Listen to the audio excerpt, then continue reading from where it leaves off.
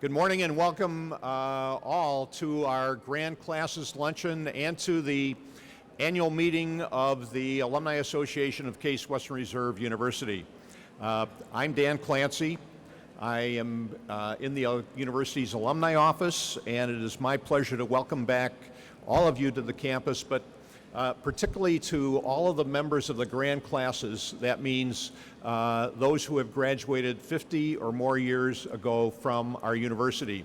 I'm going to be calling on the deans of the different schools who have Grand Class alumni here to likewise come up and extend their welcome. And the first dean is Dean Pamela Davis from the School of Medicine. Well, it is a special pleasure to be able to welcome back the Grand Classes, and we do think in the School of Medicine that they are truly grand. I only wish our students could be here to talk with them and absorb some of their life experience.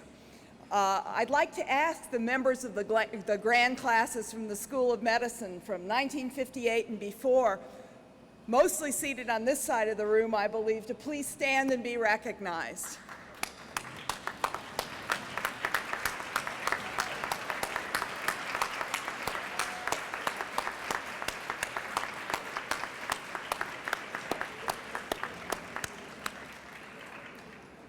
So we do have the grandest of the grand from the School of Medicine. Just being seated now on the far side is Dr. Waldemar Agricola, who is here for his 70th medical school reunion.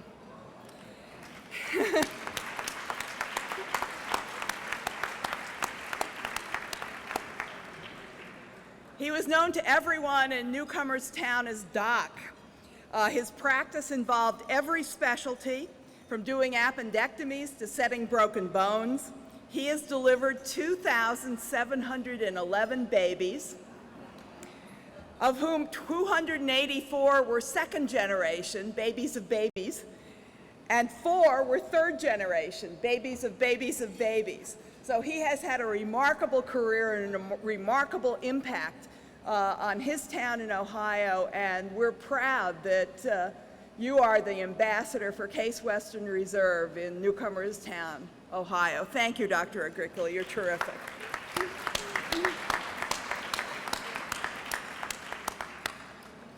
Before I go, I'd also like to recognize a special person from our group, and that's Dr. Eddie Eigner, class of 1954.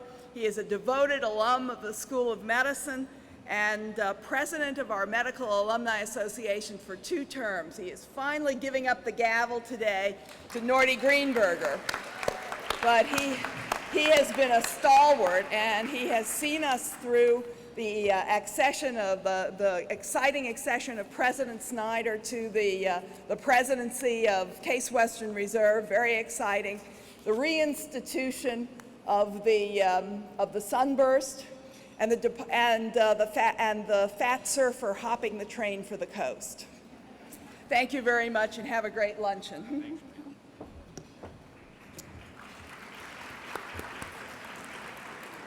Thank you, Dean Davis. I'd now like to invite Dean Cleve Gilmore from MSAS to come to the podium.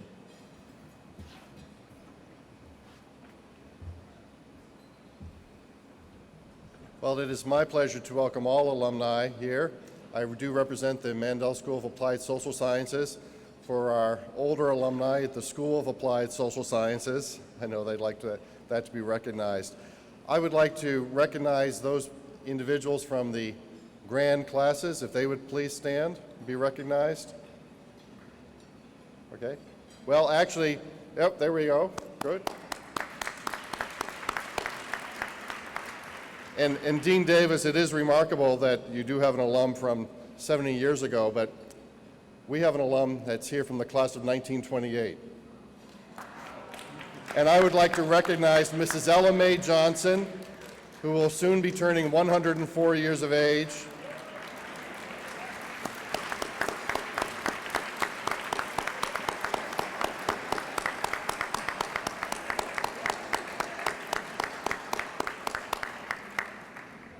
Like all of the alumni of this university, she's had a very distinguished career. She entered the field of social work in 1928. She came to us from Fisk University and is the oldest living member who represents our partnership, which has been going on for a very long period of time, over 80 years with Fisk University. She entered social work at a time of turmoil in this country. The Great Depression was about to hit, and she was there taking care of the needs of families and children in our community. I've actually met people who were helped by Mrs. Johnson during that time in the 30s and 40s, and they'd speak of a warm and caring individual who always had their needs in her first interests. And so she worked very quietly and yet very effectively to make this a great city and to help people, and we thank her for that. And we thank all of our graduates of the School of Applied Social Sciences. Good. It's good to see so many people back. I got my Spartan shirt on. The football team this year scored 100 points in the first 2 games, which is more points than it usually scored in a year. So this is a fun thing to watch these days. I'd like to welcome you. I'd like to also introduce the grand people in the grand class from the Grand School of Dental Medicine. Would you please stand up?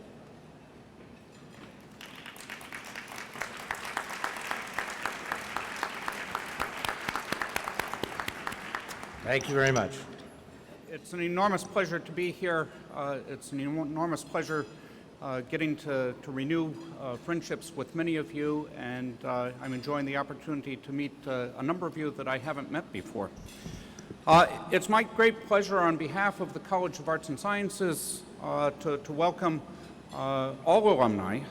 In particular, I want to make sure that to extend a welcome to the graduates of our predecessor colleges, the Adelbert College, Flora Stone Mather College for Women, Western Reserve College, Cleveland College, and on behalf of the College of Arts and Sciences and the Case School of Engineering, since Norman Tian can't be here today, it's also my great pleasure to welcome undergraduates from Case Institute of Technology. Indeed, on behalf of the entire university, I'd very much appreciate now recognizing the grand classes of all of our institutions. And if you could please stand now.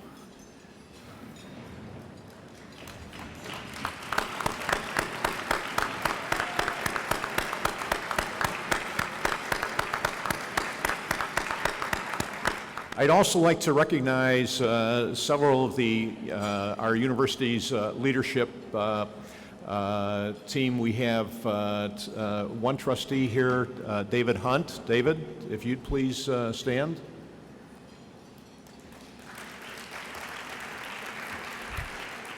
And a former trustee, Bob Madison, who is celebrating his 60th reunion. Bob?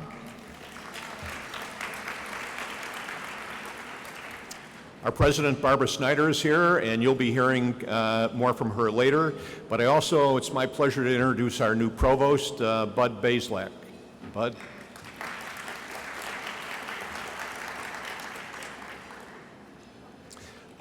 One last thing before we start eating, you will notice that everybody, on all your tables, there are cupcakes. And the cupcakes are in recognition of our celebration of the first birthday of our alumni house. 1 year ago, tomorrow, we dedicated your alumni house over on Juniper, and if you haven't been over there, I do ask that you please stop over. We're very proud of it. I'm also proud to mention that we were just notified this week by the Ohio Historical Society that Case Western Reserve University, Richard Bowen and our associates, who are the architects, and Bruce Brothers, are one of the recipients of the Society's 2008 Ohio Historic and Preservation Award for the rehabilitation and adaptive use of the house at 11310 Juniper. For some of you, that should be Magnolia, but it's now Juniper, for use as the alumni house of Case Western Reserve University. So it's certainly a deserving recognition for your house, and if you haven't seen it, please stop by this weekend. I'd like to introduce to you now Nancy Fink, who is the president of the Alumni Association of Case Western Reserve, Nancy is a 1973 graduate of Western Reserve College. She lives in Arnold, Maryland, and she will be presiding at the balance of the program. Welcome. I think that you all deserve a round of applause just for being here. 300 plus people, that's very exciting, so applaud yourself. That is terrific. In addition to this being the Grand Classes Luncheon, where we recognize and honor all 50 plus year graduates, this luncheon also serves as the annual meeting of the Alumni Association of Case Western Reserve University. And there are 2 items of official business that we need to take care of. The first is we have several members of our board of directors that we are recommending that they be elected to the board for another 3-year term. And when I say your name, if you would stand up so that everyone can see who you are. Gordon Daly, Capiho, Michael Magnus, Becky Montague, Joy Schefter, and Eric Yazanow. All those in favor of these folks being elected to another 3-year term, please signify by saying aye. Aye. All those opposed? Well, that's wonderful. Welcome aboard for another 3 years. The second very exciting piece of business that we need to take care of today is that of our Distinguished Alumni Award. The Alumni Association's Distinguished Alumni Award was first awarded last year, and the recipient was Dr. Greg Eastwood. Laura Nosek, chair of the Board of Directors Recognition Committee, will introduce this year's recipient. Good afternoon, everyone, and a hearty, hearty welcome to this festive occasion. It's wonderful to fill this gym, and I hope we do this every year more and more. The Distinguished Alumni Award recipient must be a graduate of Case Western Reserve University or one of its predecessor institutions, must have achieved broad recognition for extraordinary advancement of knowledge and or the extraordinary advancement of the welfare of humanity through application of their Case Western Reserve University education. They must have made notable and consistent contributions in at least 2 of the following areas. Contributions that are in kind, that is their time, their expertise, their energy, or philanthropic contributions to support and promote the mission of the university, the values of the university, and the vision of the university. They also must have exceptional visionary leadership in diverse alumni affairs and programs, fiscal and human resource development, broad promotion of the university's image and prestige. So, the committee's members are representative, really, of the broad and diverse age, gender, physical location, geographic location, and ethnic diversity of our 103,000 living alumni. How about that for an alumni community? There are 3 members of the committee from the greater Cleveland area, 1 from Washington State, Atlanta, Japan, Chicago, New York City. Will those of you on the committee who are present with us today just rise for a moment of recognition? Michael, thank you. Thank you very much. They are wonderful. They are a great team to work with. However, though they are worldwide in representation, the committee really relies on the grander alumni community for nominating our really numerous, extraordinary alumni from around the world. There are award nomination forms on the new AlumNet site. They are there all year round. So please send us your nominations year round and make us work even harder, because again this year the decision for the Distinguished Alum Award was very challenging. Have you noticed that you no longer need to be home or make out little postcard kinds of things to have your utility meters read? Did it dawn on you that things have changed?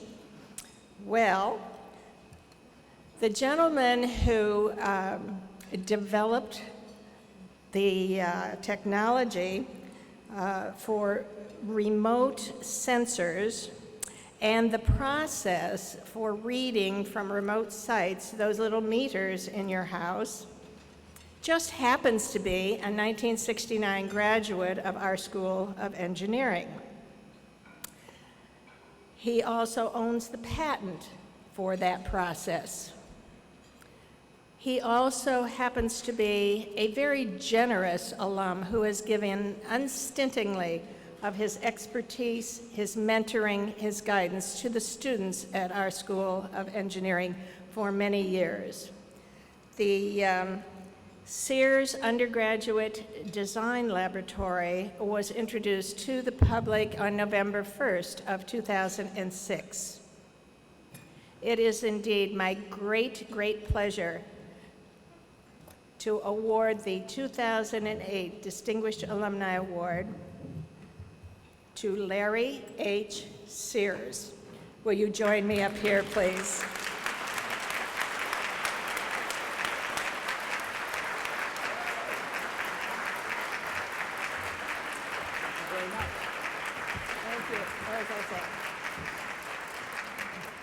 The award reads, Distinguished Alumni Award presented to Lawrence M. Sears, CIT 69, the Alumni Association of Case Western Reserve University, in recognition of significant advancement of engineering technology and exceptional service to Case Western Reserve University.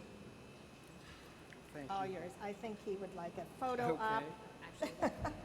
Yes, we will allow you to hold that. Thank you very much. Thank you. The mic is yours. Is up here? Maybe you should take this down.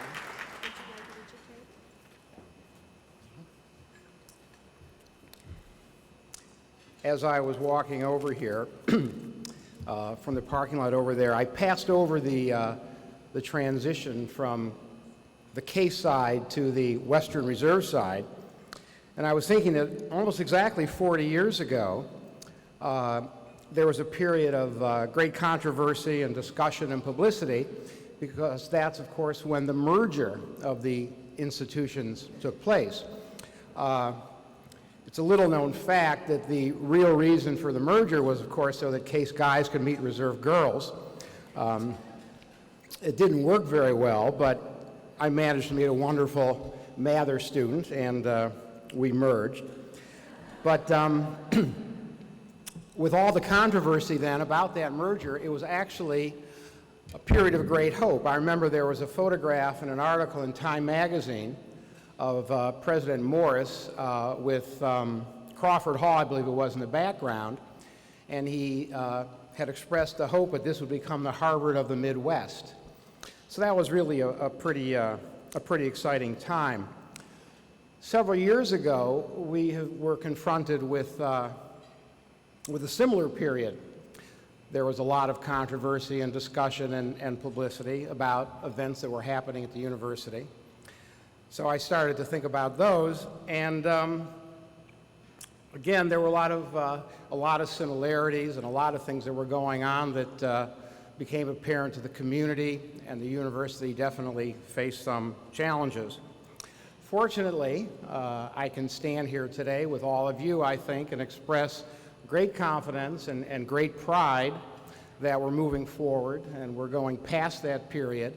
And I think a lot of that, as you all know, we can thank Barbara Snyder for and her administration, and for a lot of the great initiatives and excitement that I think that we all feel. So I can feel this on campus when I'm here. I can feel it off campus. I can feel it throughout the community. I think that there's no doubt that we have, again, a lot of hope in front of us. I don't want to set our sights too low, but hopefully we can, again, think about making this institution the Harvard of the Midwest. So I want to thank the Alumni Association for the award, and thank you very much. It is now my pleasure to introduce the president of Case Western Reserve University, Barbara Snyder.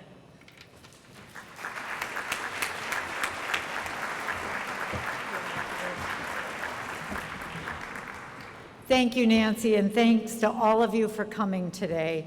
Larry, I want to join everyone else here in congratulating you on this very well-deserved honor. Your career sets a wonderful example for all of our students. Your commitment to the university and to encouraging innovation is truly inspirational, so thank you for all you've done for Case Western Reserve. Larry's contributions mark just one of the many, many things we have to celebrate today. I'm pleased to have this opportunity to provide you with an update on our progress. First, though, let me say that I am truly honored to be serving as the president of Case Western Reserve University.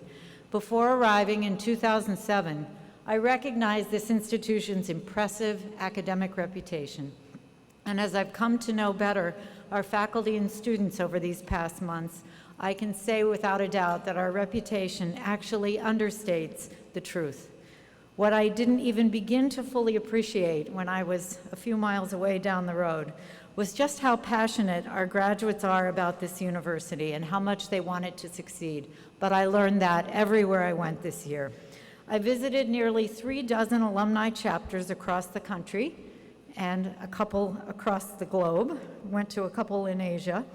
Technically, of course, this tour was for me to be introduced to all of our graduates and to allow me the opportunity, I hoped, to inspire all of you with our plans for the future. But actually what happened was the other way around. You were all so warm and welcoming. I felt as though I had just acquired 100,000 new friends. Your stories about your time here on our campus, they offered poetry, drama, excitement, and most of all, a real sense of appreciation that your experiences here helped make you the people you are today. Whether you graduated from Adelbert College, Flora Stone Mather, Case Institute of Technology, Cleveland College, Western Reserve, or Case Western Reserve, two themes prevailed. All of you had enormous affection for this place and gratitude for what it offered you. I can think of few better legacies for any university to claim from its alumni. So as much as I didn't necessarily enjoy all the travel part of the trips, the security lines, taking off my shoes every time, the delays, the cancellations, diverted flights, the truth is that I returned from every single one of those trips brimming with the energy and enthusiasm that you conveyed to me in all of those receptions. It's fair to say that the first year of any university presidency is challenging, and I can promise you that my first year was no exception. But you all provided me with constant reminders of the incredibly proud history of this place and the great opportunities that lie ahead for us. So if you leave here carrying no other message, please take this one with you. Thank you, thank you, thank you. Clearly, strengthening our relationships with our alumni and other supporters represented an essential part of our efforts last year. You are the best judges, of course, but I think we made significant progress in that regard. Not only did we have my tour of our alumni chapters, we opened our long-awaited alumni house on campus. You heard Dan talk about it already. Some of us call it Dan's house at Case Western Reserve, and it is beautiful. If you haven't been, I want to encourage you, as Dan did, to come by. It's a great place. It's exactly the kind of place that all of you deserve. Our graduates show their connection to Case Western Reserve in many ways. Some come regularly to these reunions. Others are active in their local alumni chapters. Still others participate in our admissions program or offer career counseling for our students. Another significant indicator is philanthropy, and this year it speaks volumes.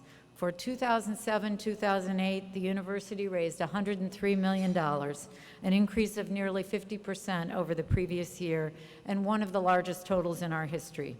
This growth testifies not only to our positive momentum, it also contributes to it. This accomplishment has led to attention from local media and even interest from national publications.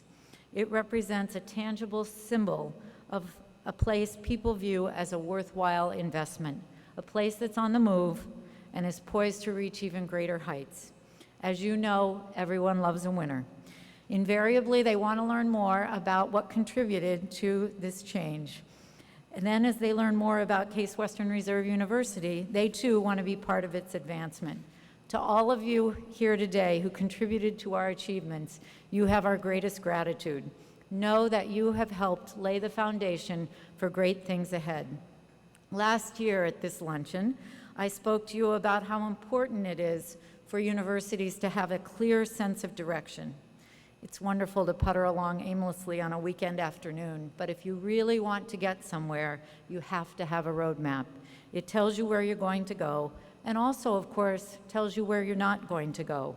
It is, in the end, about choices and priorities and deciding what matters most. If any of you have ever tried to plan a family vacation, you know that this seemingly obvious assignment can get complicated. Now imagine if your family included thousands of students, staff, faculty, alumni, community partners, and more. And then consider that our journey is a 5-year trip for the entire university. But we did do it last year. We created a roadmap for Case Western Reserve, and it is our new strategic plan. In a 9-month process, led by our interim provost and the dean of the School of Dental Medicine, Jerry Goldberg, we put together a detailed university strategic plan, as well as plans for each of our 8 schools. In this document, we call Forward Thinking. You can find it on our website. We committed publicly to build on our strengths by embracing collaboration as never before. We identified 4 areas of key academic alliances: energy and the environment, human health, culture, creativity and design, and ethics and social justice. Those will be areas of investment going forward. We're now developing metrics to measure our progress, as well as annual targets to measure ourselves against every single year. The process of developing this plan, the first one developed by constituents across the university, forged connections among faculty and staff across schools and departments. You can feel the new sense of excitement and enthusiasm on campus about our priorities and the eagerness that people have to roll up their sleeves and get things done. The truth is, we've already seen signs of progress. Our energy initiative attracted more than $5 million in philanthropic investment last year and helped play a role in persuading a major European solar power producer to locate its U.S. headquarters here in Northeast Ohio. And those accomplishments came in just a few months. Imagine what we're going to do through focused efforts across the university over the next several years. Today, of course, we have even more reason for optimism. Although he had to leave to go to another university event, our new provost and executive vice president, William A. Budd, to those of us who know him, Bazelak, began his position at Case Western Reserve. Budd is the former dean of the College of Engineering at Ohio State, and before that, he was dean of engineering at Rensselaer Polytechnic Institute. He is a truly gifted academic leader who understands how to combine analytical and interpersonal skills to propel an organization forward. More to the point, he has direct experience and success in developing and implementing strategic plans at both Ohio State and RPI. As our chief academic officer, it will be his job to turn our grand ideas into reality. I have every confidence that Bud is absolutely the right person to lead this effort. Let me be clear, though, we have a lot of hard work ahead of us. As daunting as it was to develop the 5-year plan, it will be an even greater challenge to execute it. But the rewards of that work are truly incalculable. I often say that the mission of a research university is to solve society's greatest challenges and answer its enduring questions. Many of our faculty already fulfill that lofty ambition. In our School of Medicine, Dr. Sandy Markowitz and his team have developed a new test for colon cancer that does not require any invasive procedure. In engineering, a team of our researchers, including students and faculty, are designing and building a desperately needed water system for a tiny community in the Dominican Republic through our Engineers Without Borders program. In the College of Arts and Sciences, Professor Karen Beckwith has published a new book on women in politics. Could you think of a better time to come out with a book with that title? She'll be giving a talk on the book this afternoon at 3 o'clock in the Twing Student Center. I could go on, but instead of having me tell you about our accomplishments, I'd like you to hear directly from some of our great faculty and staff.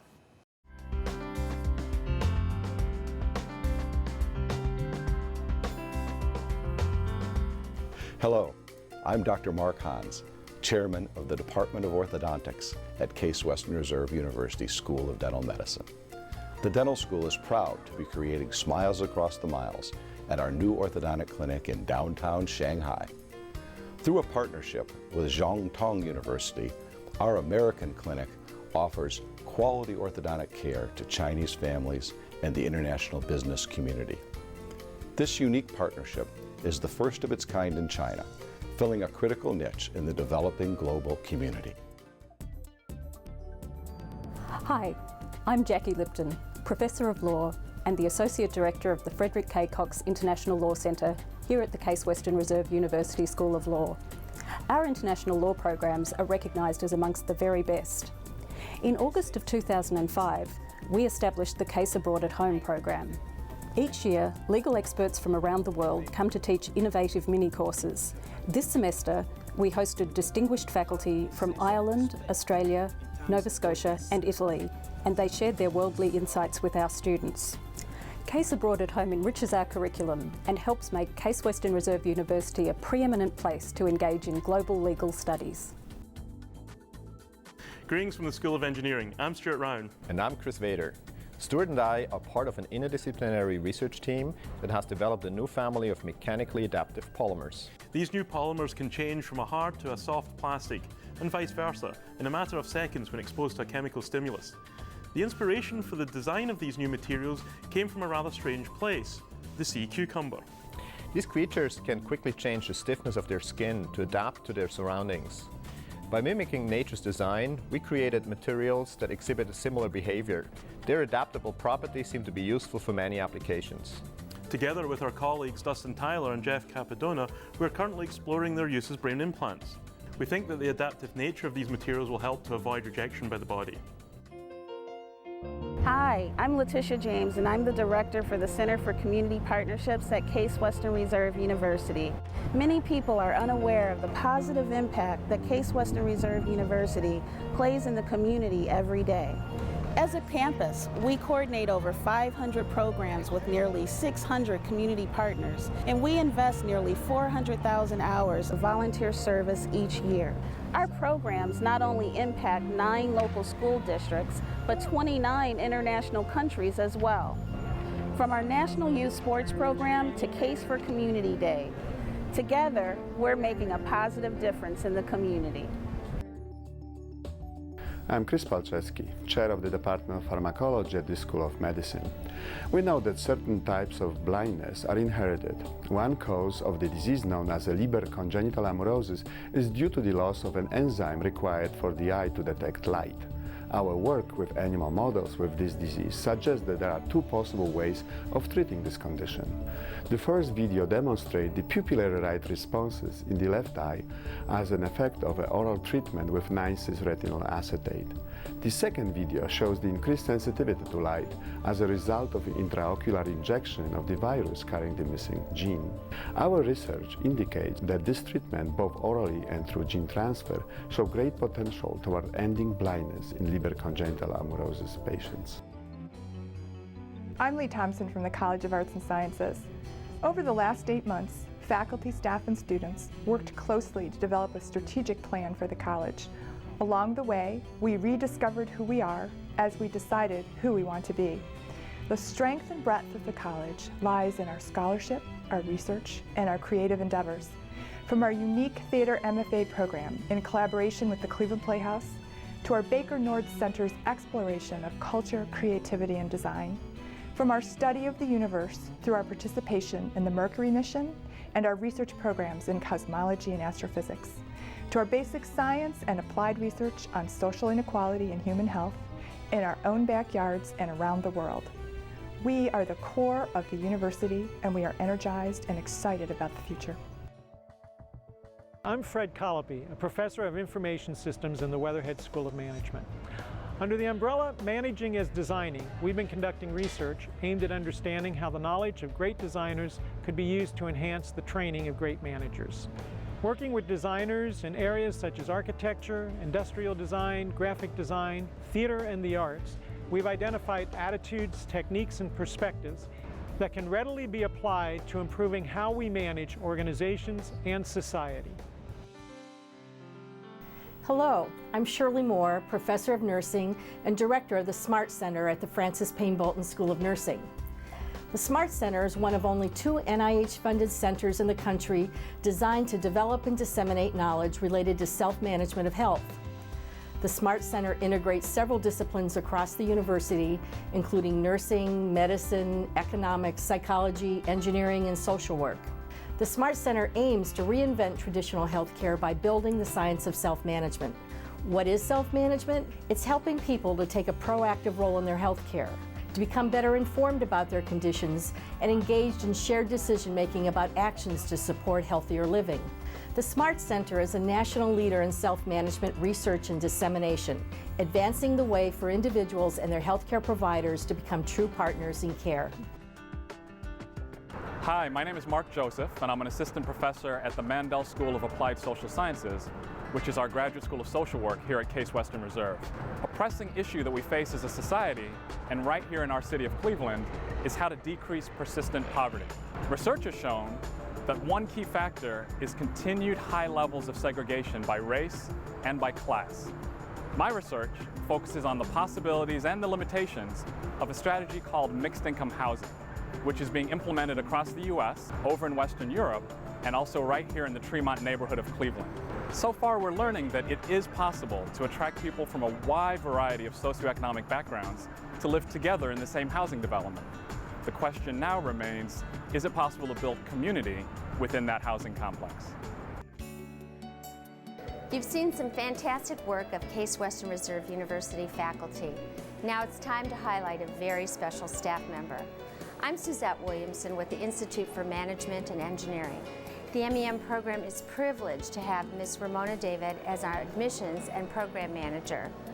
MEM is a growing success, and that's due in large part to Ramona's positive interaction with students and alumni. She's known for her responsiveness, not only to students, but instructors and the unplanned campus visitors that some might view as an interruption. Ramona is the quintessential optimist. Last year, she underwent a kidney transplant, prior to which she was required to begin many days at 4:30 a.m. to undergo dialysis before putting in a full day in our office. What's so amazing is that most had no idea of Ramona's illness until the day she received the long-awaited call telling her a match had been made. This year, Ramona was one of 3 staff members to receive the President's Award for Distinguished Service, and she continues to earn it day after day. Ramona, on behalf of the staff, students of the MEM program, thank you for being a friend, advisor, mentor, and mother away from home. From Shanghai to our own backyard, our faculty, staff, and students do great things every day here at Case Western Reserve, and we hope you share our pride in what's going on at the university right now. And before I turn it over to Dan Clancy, I would like to extend a special invitation for all of you to join us for our football game tomorrow. As Dean Jerry Goldberg mentioned, our team is undefeated. We had a great run last year and won our first ever outright league championship, also made it into the Division III playoffs for the first time, and started the season and continue to have a national ranking in Division III.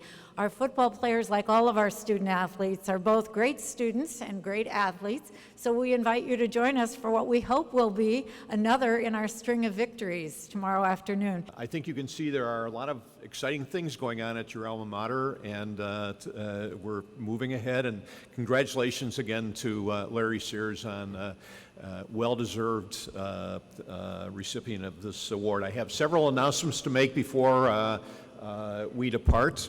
Our university magazine, as you will see in a little while when you get the next issue, has undergone some redesign, including a name change. And also a reminder that following Karen Beckwith's talk today, there is a silent auction and raffle known as Case for Art that is being held at Guilford House from 5 until 7 o'clock this evening. You can bid on jewelry, pottery, art glass, wearable art, and paintings, much of which are done by graduates of our university. All the proceeds from this auction go to support the Floristone Mather Center for Women. And lastly, we have some thanks to extend, and principally thanks to the staff of University Alumni Relations and Program Events and Donor Relations for helping orchestrate our luncheon today and seeing that it came off as the success it did. Most importantly, we thank the Student Alumni Association for their involvement, and also the Department of Athletics, and particular our athletic director, Dave Dials. In order to hold this luncheon in here, there had to be some shuffling around of different programming, and one of the things that complicated it this week is that we have a career fair going on over in the Veal Center. So we want to extend our real sincere appreciation to the athletic department for their understanding and having this happen. Hopefully, in a couple years from now, when we have our great hall over at the Alumni Center, an addition that we plan to put on as when the fundraising is completed for it, we'll be able to have a group this size or possibly even a little bit larger right over there at the Alumni House. So we may be here for the next couple of years, but then a few years off we'll be over at the Alumni House. Also want to thank our caterer, Bon Appetit, for a wonderful service today. And lastly, we just want to thank all of you for being with us today. Please enjoy the rest of Alumni Weekend, your reunion weekends, and again, please do stop by and see us at your house over on Juniper Road, the Alumni House. Thanks and have a good day.